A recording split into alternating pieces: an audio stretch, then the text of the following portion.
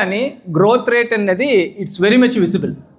ఎందుకంటే 82 లక్షల కోట్లు అయిపోయిందంటే ఇమాజిన్. అండ్ ఎస్ఐపి ద్వారా మట్టికి మ్యూచువల్ ఫండ్ ఇండస్ట్రీకి నెల 31,000 కోట్లు వస్తున్నది. ఎంత? 31,000 crores అనమాట. ఒక సంవత్సరంలో చూస్తే 3.5 లక్షల కోట్లు ఓన్లీ ఎస్ఐపి ద్వారానే ఈక్విటీ మార్కెట్కి వస్తున్నది.